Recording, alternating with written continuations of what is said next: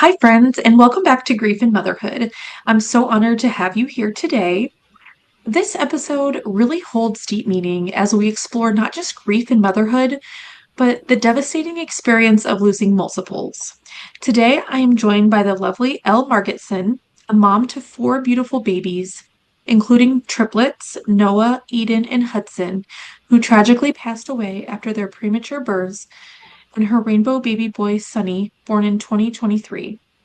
Elle is a therapist and a hypnotherapist who now supports lost moms all over the world, helping them navigate the storm of grief with compassion and understanding. Elle, thank you so much for being here today, and I'm excited for you to share your story. Hi, thank you so much for having me. It's a pleasure to be on here. I know we've just said before we came on, it's great that we're able to connect with each other, but it's awful that we have to be here in the first place. And I always say the same thing to my clients, in that I love my job and I love that I can hold space for these women, but I also wish that there wasn't a need for it.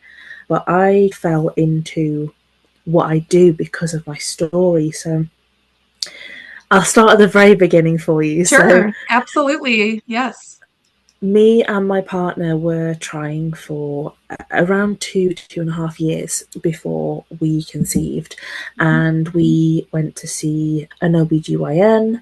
We call them a gynecologist here. So I went to see the gynecologist, and they told me that I had insulin resistant PCOS.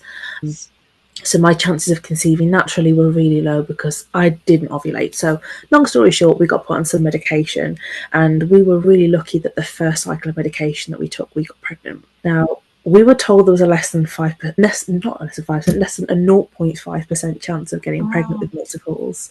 And my partner is a twin, so we always had that will we, won't we? And then I found I was pregnant really early. We went for an early scan at 7 weeks. As soon as we went in the room and they put the sonogram on, we could see two straight away. So my partner was jumping for joy, thinking, we're having twins. yes. Twin rival with his brother. He was thinking, I've got one over on my brother. Uh-huh. Um, and then she looked at us and went, I'm just going to go and get the other tech because I think there might be a third baby. And our jaws hit the floor. Oh, I'm Um, sure. and we looked at each other and we were like, what are we going to do with three babies? Mhm. We left that appointment feeling so confused but elated, and almost feeling like we had an instant family. I was in my head, it was going to be one and done. This was going to be it. We had our instant family. And from that moment, we started planning straight away. It was my first pregnancy. I was blissfully ignorant and naive to loss. I'd had friends that had gone through miscarriages, but like a lot of people, I didn't really understand what that meant. We went for our first appointment at the hospital, and they ran through with us all the risks. And from that moment, I was terrified. We were told their chance of survival, making it past 34 weeks gestation, was going to be really difficult. And we were given the option to reduce and all these kind of things, which we didn't want to do. We always had the mentality of it was all or nothing. So we just went full steam ahead. We started buying things, planning, decorating the nursery. We lived at the time in a tiny little two-bed Victorian cottage. So not much space for three babies, but we were determined to make it work.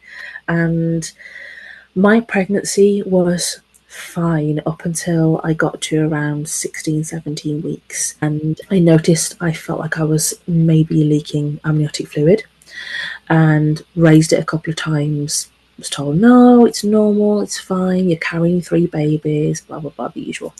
Me being a naive first time mom, I was like, oh, they're my medical team, they know what they're talking about. Sure. So I left it. And then it progressed to, I got to 22 weeks and started noticing signs of an infection and got worried.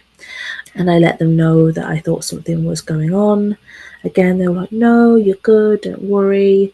And then I was just left to it for around a week. And it got to a point where I was 23 weeks exactly. And my mom came over and she was like, you look like hell. You need to go to the ER. So they took me over to the hospital. And I got in there and I could see the panic on their faces straight away. Oh, They knew that something wasn't right. They rushed me off. This was 2021, so we were still mm, on the back end of COVID, and they wouldn't let sure. anybody come with me. My partner was at work. My mom was with me, but they wouldn't let her in. So I was on my own thinking, okay, I don't know what's going on here. And They immediately told me that they thought that I may have sepsis, and they started pumping me full of antibiotics, machines everywhere, doctors running around. I knew straight away that something wasn't right. And they told me they'd give me a bunch of antibiotics, I'd be feeling better, and I could go home in a couple of days. So there was me thinking, great, we're just here for a couple of nights and then we'll be on our way. That was on the Monday. The Tuesday, they told me I could go home in the morning. So I was like, okay, great. Like, I'm 23 and 1. I'll go home. We'll see how far we can get. I sent my partner home, sent my parents home. And bear in mind, the hospital room was like an hour away from home. They just got home and I had just eaten my dinner and I stood up and my waters broke. Oh my goodness. And in that moment, I was like, this can't happen. I'm 23 and 1. It's far Mm-hmm. too early. What do I do? I had the best midwife come in. It was a male midwife, the only male midwife I've ever met, and he was the nicest guy ever. Oh, And he, bless him, he held my hand and he was like, I've seen this happen to mums. I've seen them, your waters can replenish. We've seen people get further along. You're going to be okay. And long story short, they rushed me up to the delivery suite, started giving me steroids and lots of other things to help their brain, their lungs mature. sure. I called my partner, obviously completely panicking at this point, and they were like, they need to get over here just in case anything happens. And we didn't think anything was happening until the following morning at 10 a.m. They sent a doctor around, and the doctor scanned me and she said that it was baby A, so Noah was on the bottom and Eden had like a little triangle like this. And they told me that Noah's waters had broken. He was in my birth canal and they couldn't see any movement, so they told me that he was going to be stillborn. Oh, So I didn't even realise I was in labour. wow. Take that what you will. Some people say it's pretty fortunate to not know you're in labour, but I was around 4 centimetres dilated. And I remember saying to the midwife, I can feel him moving. And she was like, no, it'll just be like the contractions moving him out. And I was like, I looked at my mum, my partner, and I was like, he's moving. I know he's moving. Oh, yeah. So I gave birth to him. I think it was around 3:30, 4 p.m. Wow. And he came out, he was perfect, and the midwife took him, and she just went, oh my gosh, Ellie, you were right, he's alive, he's showing signs of Oh, life. wow. I broke down immediately. We all know it, that awful scream we all make. That was the first time it happened for me. I didn't know what to do at that point, if being totally Sure. honest. It was a Yeah. case of I prepared myself for stillborn, my baby was born alive. It wasn't an option to resus because we'd been told he was stillborn, so we didn't have enough time to get the teams and the equipment in. So we had to opt for cuddle care with him, which was really hard to Sure. watch and go through. And he hung on, bless him. He had about 3 or 4 hours, Wow. and he passed at just after 7:30 on that evening. And I had a really stern consultant come in and say to me, the chances are the other two babies will come within the next 48 hours.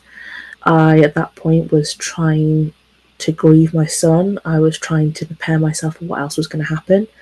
And they were saying to me, try not to get too upset because it's not good for the other babies. And I'm like, how do you do that? Oh, Um, absolutely. Yeah. so that was so strange. And they knew I had a really bad infection and I had sepsis, and the infection was a rising infection. And because they couldn't remove the placenta for the risk of pulling out the other two, they actually Sure. sutured my umbilical cord and put it back inside my cervix. So Wow. it was risky, and unfortunately, it didn't pay off because that was a caused a chain reaction to then cause me to go into labour again later on. But my labour stopped at that point. That was on the Wednesday at 23 and 2, and then my labour started again on the Friday night. And I Mm. remember it was 11 p.m. I was in bed, my partner had gone home, my mum had stayed with me for the night, and I remember lying there and just thinking, oh no, I know what's going to come now. And it's that inevitable of it's a chain reaction that you cannot stop. Sure. Um, they couldn't give me anything to stop the labour, which sometimes they can do, but because I'd already given birth to one baby and the infection was present, they couldn't stop it. So I laboured then from 10 or 11 p.m. on the Friday evening until 6 a.m. on the Sunday morning. And I definitely felt that this one was full Oh, blown labour. sure. And I got to 10 centimetres and they were like, what do you want to do? And I was so physically, mentally, and emotionally exhausted. I can't even imagine that. Oh, And they said to me, I said, what are my options? And they said, you can have a C-section and their chances of survival are better, but your chance of survival we can't guarantee. Or you can give birth naturally and your chance of survival is better, but their chance of survival we cannot guarantee. So being mum, I was like, cut me open, get them out, do what you need to wow. do. So they took me down. I knew the risks. I just said to my consultant, please don't let me die. And she was like, I will try my best. She will try our best to get all of you here safe. And because of the situation, because of how early they were, I had to go under general, so I wasn't allowed anybody with me. I didn't get to see them be born. My parents and my partner were there. They saw them taken from the theatre to the NICU. And I remember waking up a few hours later and just the weirdest situation. There was, so the room that I was in, there was two beds and there was a lady next to me with her curtain closed. And she had her baby with her. Oh, And they were, I couldn't even remember what they were saying. I just remember thinking, get me out of here. I don't even know if my children are alive and I'm next to a woman I that's holding know. her newborn baby. I can't believe they Um, would do that to you. That's and I, fortunately, the midwife came in and she was, I'm so sorry, like, we'll take you back to your room, this isn't okay.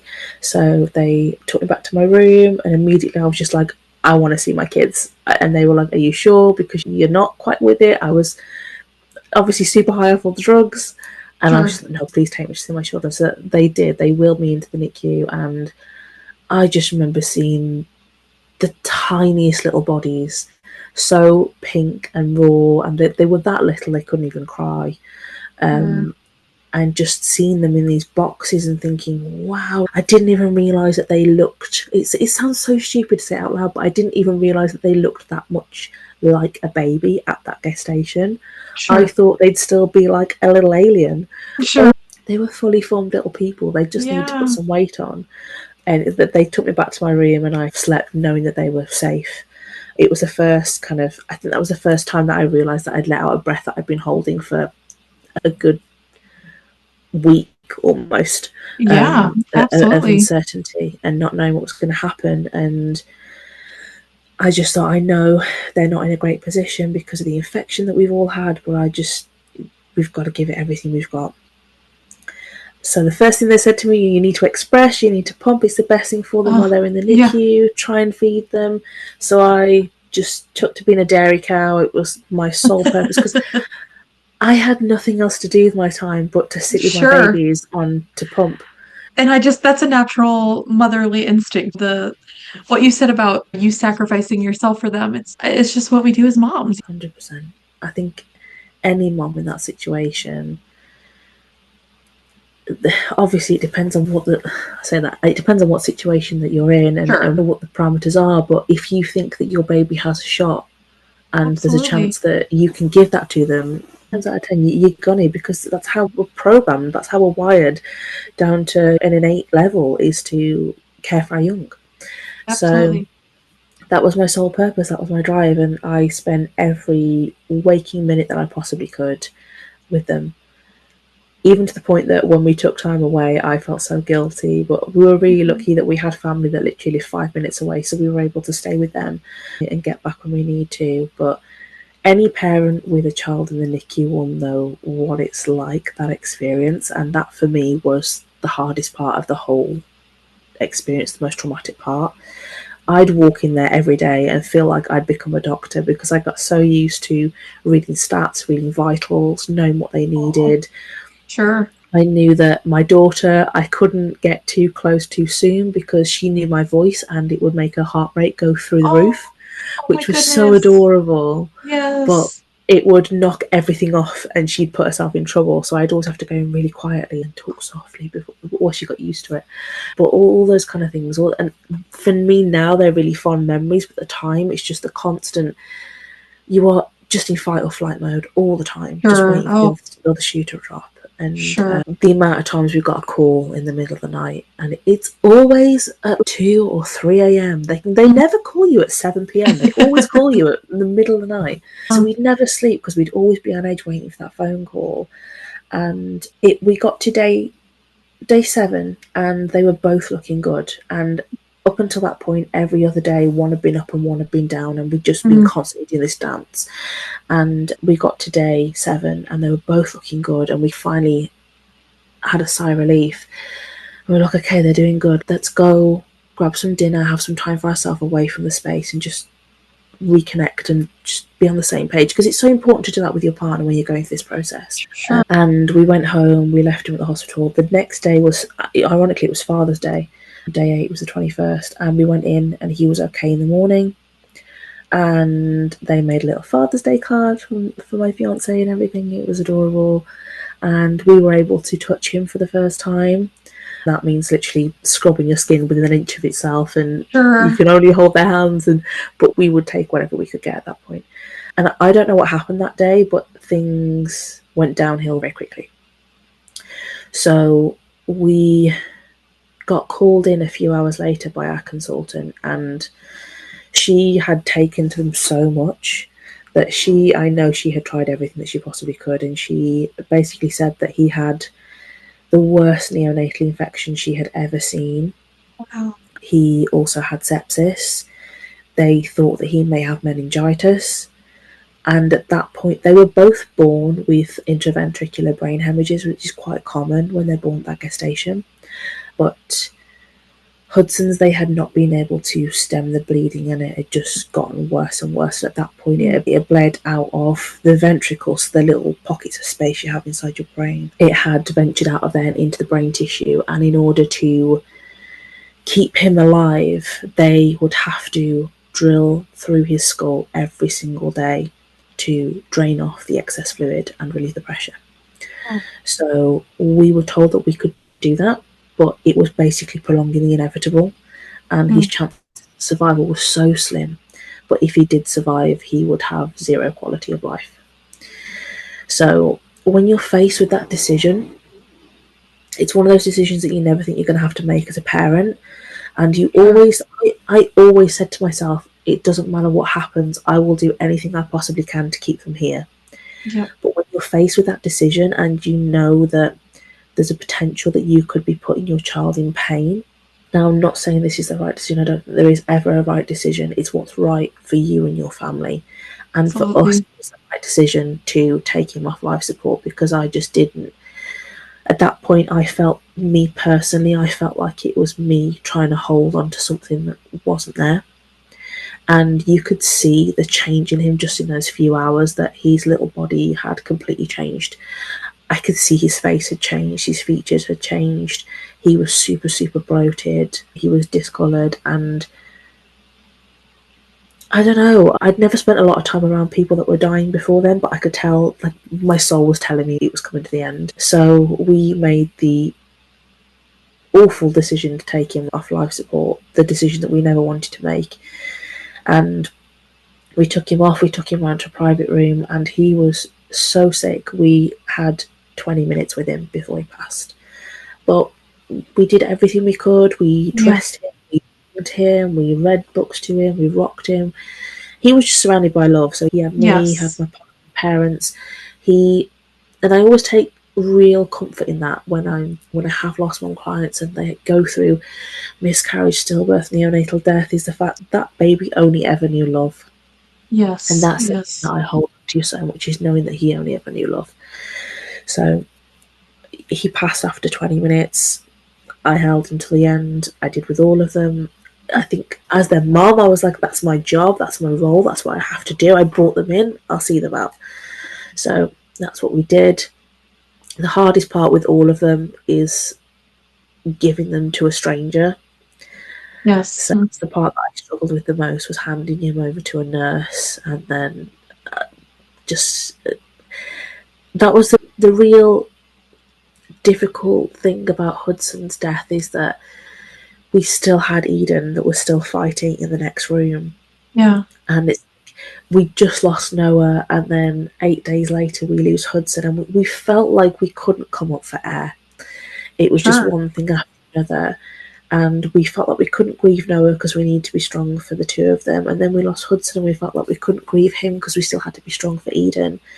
And it was just being steamrolled after steamrolled with grief. Mm, And at this point, I was just so numb. Everybody was like, "How are you still going now?" I was sure. like, "Because you don't have a choice. Exactly. Yep. You We were have not to. given a choice in this. We weren't given a choice. You have to push through." So that's exactly what we did. We took the evening away with family when we knew that Eden was okay, just to be and to grieve. And then the Mm, minute I could, I went back to her because my brain was always thinking, she's on her own now. What if she knows that she's on her own? I didn't know if they were, because they were in the incubators next to each other. yeah. So I Yeah. was like, do they know? Can they sense each other? They've shared a Sure. womb for 6 months. So do they know that they're there? And in the back of my mind, all I could think is, what if she knows that she's on her own? What if she knows that he's not there now? We went straight back to the hospital after a couple of hours to be with her, and she, bless her, was such a tough cookie. She was the biggest one out of the three of them. So the boys were both £1 one when they were born, and Wow. Eden was £1 two. So they're teeny tiny, but Mm, she was, even when I was pregnant with them, she was the feisty one. She would yeah. kick hell out of her brothers. Oh, yeah. Um, Oh, and in the sweet NICU, girl. she would have been exactly like her mum. I know that much. Oh, She would have been the bossy one and keeping me alive for me, and I wholeheartedly know that. But she was doing so well. She was the only one of them that was able to open her eyes. She just seemed to go from strength to strength. And we got to, it was like day 10 or 11, and I started to tell myself, maybe we're out of the woods now. Maybe we're getting to a point where we might actually bring a baby home out of this. And that's what I clung to. What sort of saw me through was the fact that maybe out of sure. all of this devastation and trauma, we might actually have something to pour our love into, to take home, to give her all the love that we couldn't give her brothers. And we clung to that, and we had another couple of days, and it was like the next day, I think day 12, we started to notice that she looked like her colour wasn't looking great. Her chest was going like a weird grey colour, and we didn't really know what it was. And they sent for an ultrasound, and they came up and gave her an ultrasound. And the hospital we were in was a teaching hospital, so the sonographer came with a student. And I'll never forgive them for this. They were scanning her, and the ultrasound tech said to the student, "Can you spot anything?" And she pointed at something and she said, "Yeah, you're absolutely right. The bowels are bright. They shouldn't be bright." And switched the machine off. And I was like, "What do you mean they shouldn't be bright? What's wrong?" And she looked at me and she said, "I'm really sorry. I can't tell you. We have to send the results off." Isn't that awful? I was like, "You've literally just told me in front of my daughter that something is Yeah. wrong with her and you will Yeah. not tell me what the matter is." I was hysterical at this point. I was like, "Listen, Oh, yeah. two of my children are dead. I need to know what's wrong." So I called my consultant over and she was like, "Figure it out. We'll see what's going on." Anyway, we had to wait a number of hours for Mm, these test results to come back. And during the night while we were waiting for these test results to come back, my partner and I had gone home to get some sleep. And we had a call and they were like, "You need to get here now."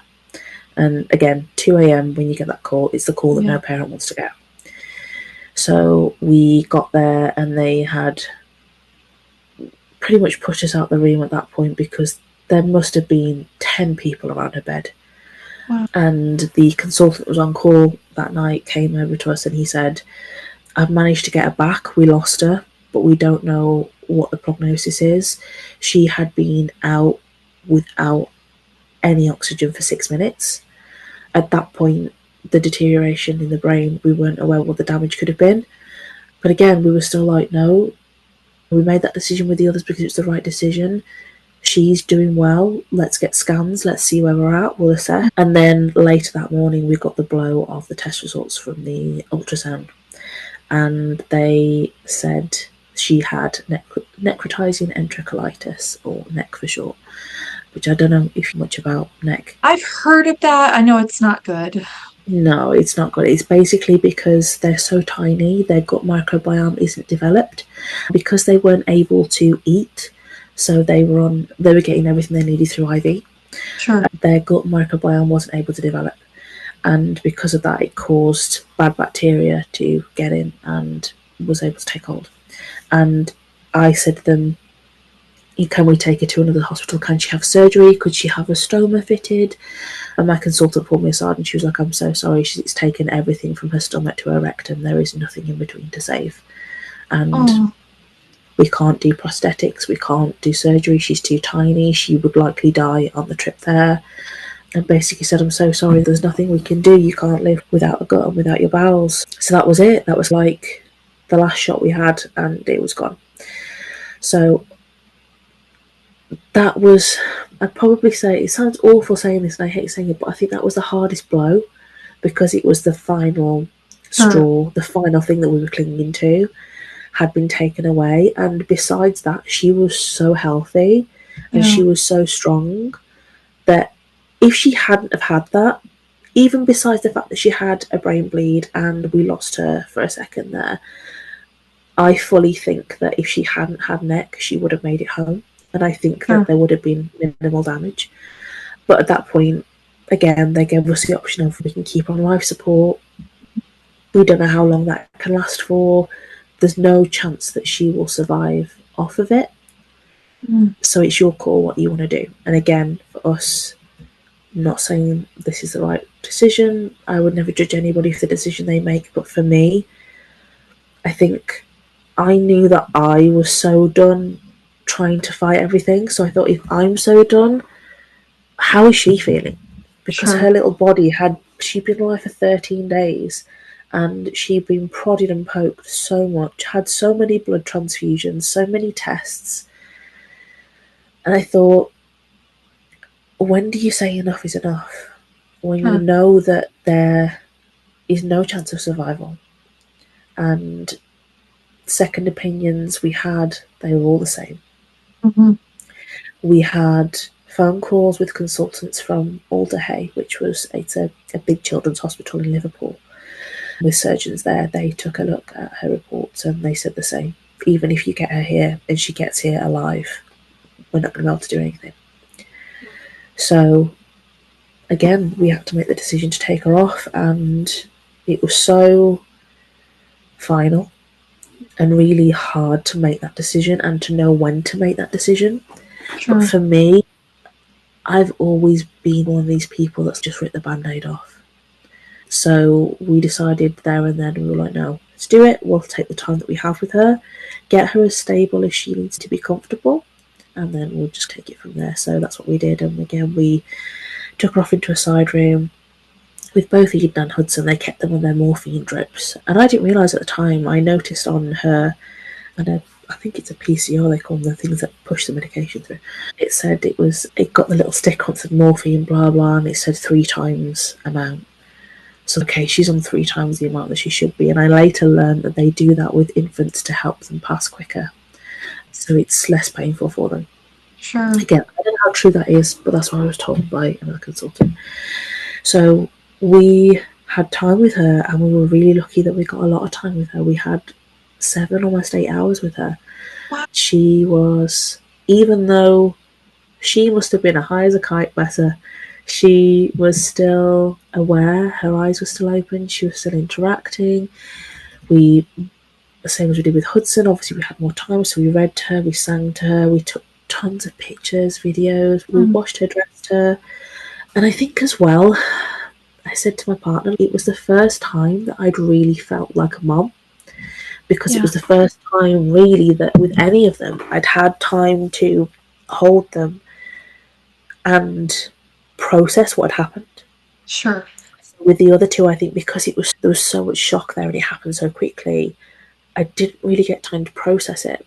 I was just so in the moment. Whereas with Eden, because of everything that we'd been through at that point, and we knew what was going to happen, and we knew how it happened and how the process went, and because we had so much time with her, we, yeah, it was the first time that we'd actually felt like parents, and it was so bittersweet because it was such a beautiful experience, but such a devastating experience at the same time. And yeah, we did everything that I wanted to do with her, we were able to do. Good. And Oh, I'm super, super grateful that we were able to have that. The only thing that I would have liked would have been to either take her out in look for a walk in a I was trying to think of the word, a stroller or a pushchair we've got them, or to for all of them I would have liked the option of a cuddle cot, but we weren't able to have that option. sure. But yeah, we had that time with her, and again it came around that moment where it's okay, you've got to give her to a nurse, and when you leave this time you're not coming back. Oh, So that was a tough one. Sorry. no, let's just cry together because I'm like hugging you from afar. Thank you. Oh, Yeah, it was I, a that was a I, blow. I losing one baby is like the most traumatic thing one should ever have to go through. But for you to have to lose one and then another, my gosh, you're tough because I don't know. I don't know if it's like what you said, we do it because we have to do it, but the strength that takes and goodness, just wow. Yeah, but you don't have a choice. You have to do it. You have to keep moving on. And yeah, I remember handing it to the nurse and leaving, and part of me was like, I could just drop to the floor and scream. Oh, and I'm sure you I don't do, know you how I did. know. I don't know how I didn't. I really don't know. I held it together, and I don't know. I think it's because I've always been the one in my family. I think it's just typical oldest daughter syndrome. Is that Sure. I've always been the one to hold it together. So for Yeah. me, it was like hold it together. You can do it. Just get out of the hospital.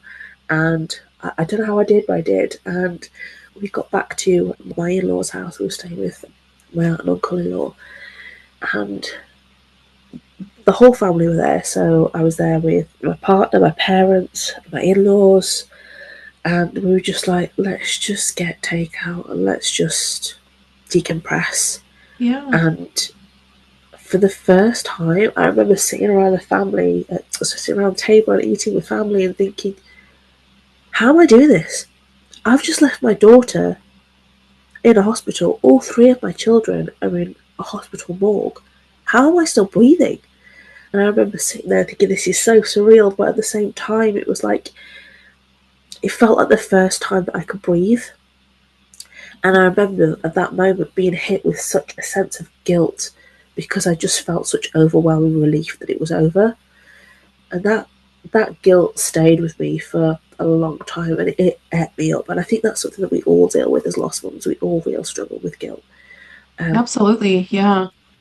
and it ripped me apart from the inside, and all those things that we do, all those things we go through. Did I do enough? Should I have gone to the hospital sooner? Should I have done this? Should I have done that? Hindsight is a beautiful but wicked thing. I tortured myself for a real long time over that.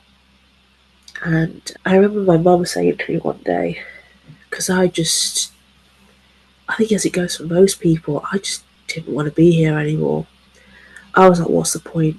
I've literally lost everything I could possibly lose. I have nothing left to live for. Um, and I remember my mum saying to me, she was like, this isn't you. You're a strong person. You can get through anything. So you need help. You need to see someone. And reluctantly, I agreed. In my head, I was like, oh, I'll just do the pacify, that's fine. Sure. But the help that we get over here is pretty limited. So I ended up going privately, ironically, to a hypnotherapist. She was great. She was Yeah. literally my beacon of hope that I needed. Oh, I Um, love that for you. and it was life changing for me. And I'd worked in mental health before. I have a degree in psychology, all this kind of stuff. And she just said to me, she was like, Elle, why don't you do this? Why don't you help people that are in the same situation as you? And I just thought, can I do it? Am I strong enough to do that? And I realised that I was working an office job at the time, and I didn't want to go back because I felt like a round peg in a square hole. It just didn't, nothing in my life felt like it fit anymore. So yeah, I decided to grab the ball by the horns and do it, and I've never looked back. And it's the best decision I ever Oh, made. that's so great. I The reason I started this podcast is similar to what you're saying was because my daughters, I wanted a way to talk about them, but also to help myself heal and help other moms heal and to be able to Yeah, connect. So I feel like that's exactly what you're saying, starting your journey as a therapist, just being 100%. able to help others and to heal yourself. And of course, it's an ever evolving door. We're never going to be fully healed, but grief is a lifelong journey.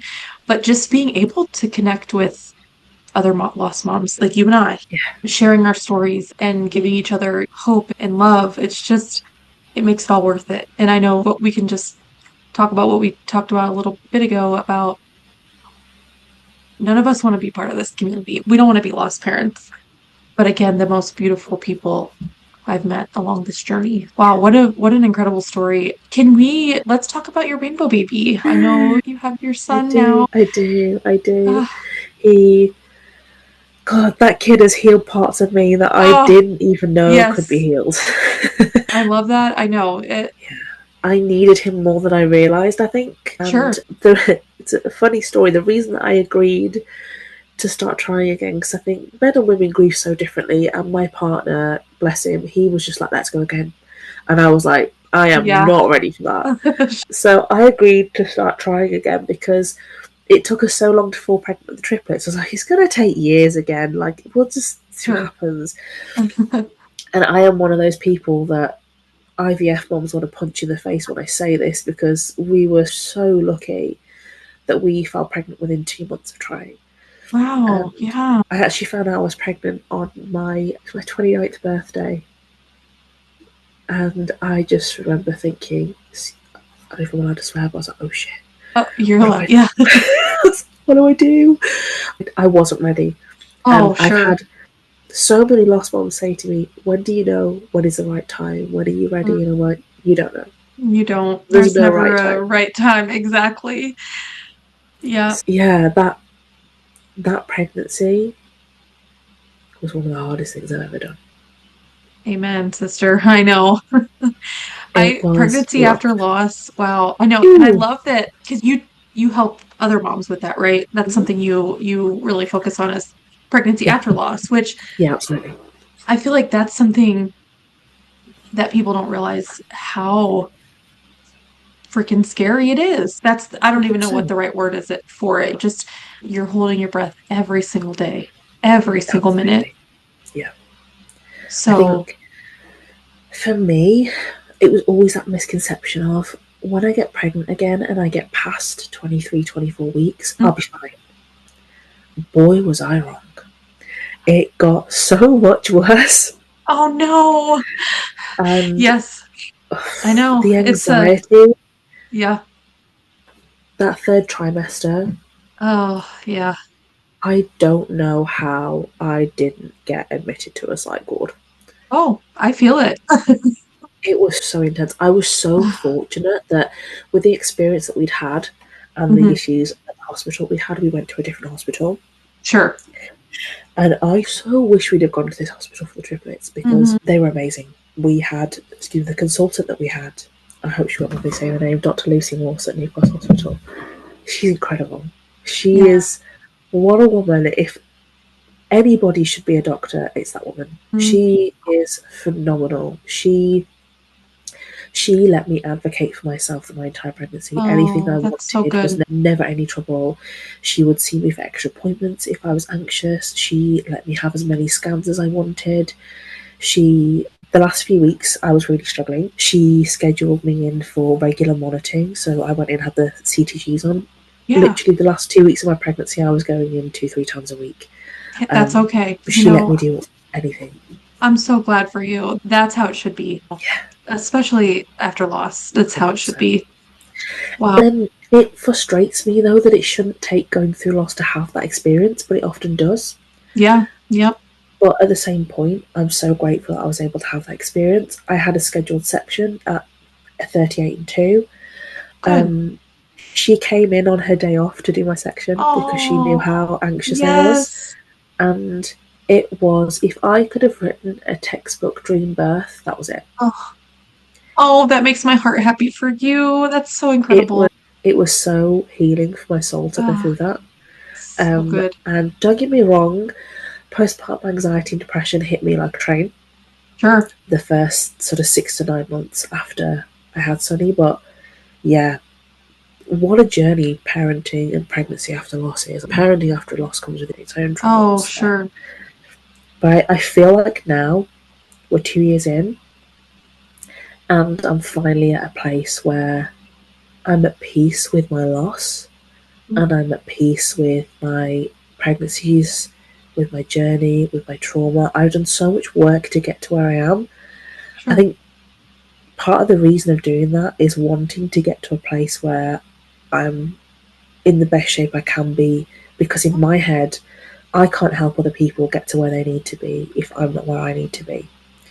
So that was a big part of it and a big push for me to get my head straight, especially after I had Sonny, because I came back to work after I had Sonny and I still, being totally, completely honest and vulnerable, I still wasn't in the right place. And I knew that after Sure. like the first 2 or 3 clients of me coming back, I knew that I could help people, but I Mhm. still wasn't fully there myself and I didn't feel like it was fair. So I took some more time off. I actually moved away into a different project for a year and worked on another project. And then I came back really recently and I knew I'd made such the right decision coming back. I was like, okay, this is where I feel Yeah. like I need to be. And I think, Yes.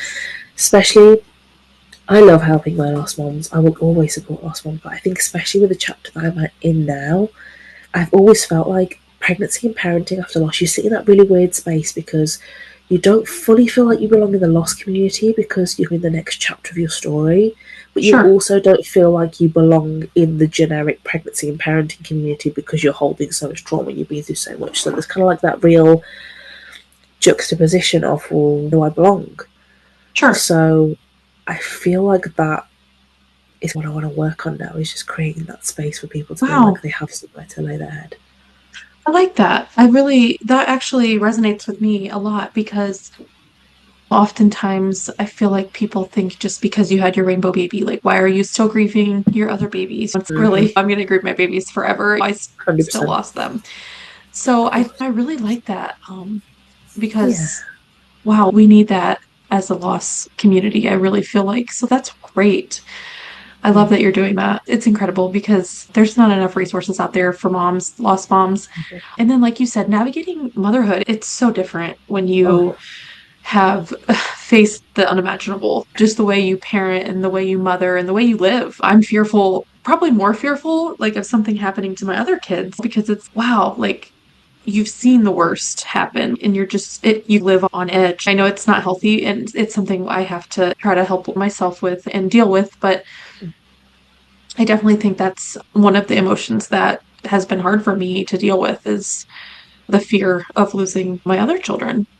100%. I think the most common things that I see across the community, whether it's lost moms or whether it is pregnant or parenting after lost moms, is guilt, Mm. shame, and Mhm. fear shows up differently. So for lost moms, it's fear of the future, and for it goes along for pregnant moms after loss, but it's also that fear of what if something happens.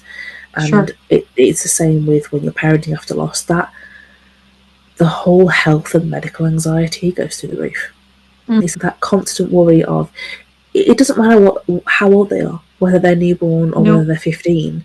Sure. They the harsh truth is you don't get a get out of jail free card because you've lost a baby. It doesn't You. guarantee that nothing's going to happen to you, and that's the Mhm. hardest thing to move forward with, knowing that you're not guaranteed anything. Nothing in Sure. life is certain, and that was the biggest thing for me that I struggled with, was health anxiety. I'm pretty sure the pediatrician was absolutely sick of me by the time Sonny was 8 weeks old. It's okay. You know what? That's okay. The things I took that kid to the hospital for, I look back Right. now and I'm like, oh girl, what were you doing? You know But what? You were being a the mom. fear, That's okay. I get it. ooh, I get it. the Oh, it's crazy. My 10-year-old, he's my oldest boy, my firstborn. About 2 weeks ago, he broke his arm. He broke his oh bone for the first no, time. Oh, my heart, my mom heart. Oh my gosh, we've never dealt with anything like that with them. Oh goodness, that was, I'm honestly surprised we made it 10 years. But Oh, bless your heart. oh, just seeing him in pain and just the Yeah, going having to go to the hospital and dealing with it, and then he had to have yeah. surgery and just Oh little things like no. that. It just really you could for me, I started spiraling. I'm like, oh my gosh, this could have Yeah, been worse. What else is going to happen? Just little things like that. But I think being a lost mom, that's how normal, yeah, unfortunately. And I 100%. do wish people understood that more because that's just how our brains work now. I So, get it. I uh, do the same. Sonny is at that age where he's climbing and exploring the oh, world, and yes, it's super fun. But my God, I hold my breath so many times a day. I But know. we were eating dinner at the dining room yesterday, and he's at that stage now where everything's no, I do it. So, okay, Uh-huh. he's out of a high chair now, so he was sitting in a dining room chair, and he figured out that he could get his feet under the table and push back. So he pushed the chair backwards, fell backwards on the chair, and then hit the back of his head on his play kitchen. So there's me trying to avoid a spar, thinking he's hit his head. I need to take him to the emergency room. Or what if he has a concussion or worse? And I think it's so hard to stop yourself from spiraling because you Mhm. automatically assume the worst, Sure. and you're going to. That part of your brain, you have all these different things that are fighting. But I like to call it your character too. It's have you ever watched Inside Out? Yeah. So anxiety is like your character too, your amygdala. So Yes. that part of your brain is trying to keep you safe, and it Hmm. goes, "Uh oh, we've been here before." So Hmm. it's just finding ways to train that part of your brain to calm. Sure. So for me, it's a combination of self hypnosis, breathing techniques, and then running through what I call spheres of influence. So, what can I control? What is physically in my control and what is out of my control? And that Okay. really helps me to regulate my nervous system, really Yeah. calm myself down, and then be able to look at it practically. And my fiance is the most practical guy on the planet, and he's always like, "Oh, he's fine. He's absolutely Right. fine. He's I a feel kid." like most dads are like that. And I'm just like, "Oh my god!" Um, Uh-huh. but yeah, I think doing all of those things really helps me get to a place where I can regulate myself and look at it practically and go, okay, he's okay. I monitored him for a good hour. He Yeah. wasn't dizzy. He wasn't sick. He was showing no signs of concussion. And he was absolutely fine. He's great. An hour Yeah. later, he was literally like running around at the speed of Yep. lightning.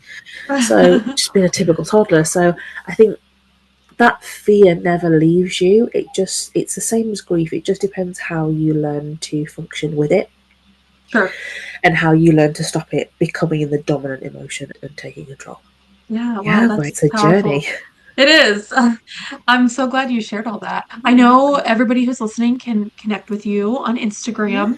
I Yes, will share your Instagram handle in my show notes so people can connect perfect. with you and your bio and all of the information. It's been wonderful talking to you. I And know that you. I hope my listeners really take a lot from this because it's been incredible. And of course, if you're interested, reach out to Elle. She's wonderful. So thank you for being here. Your Thank story, you. your heart, your work is all powerful. And it's really true reminders that while grief may change us forever, we are still allowed to find healing and hope. So don't forget, you're not alone in this journey. 100%.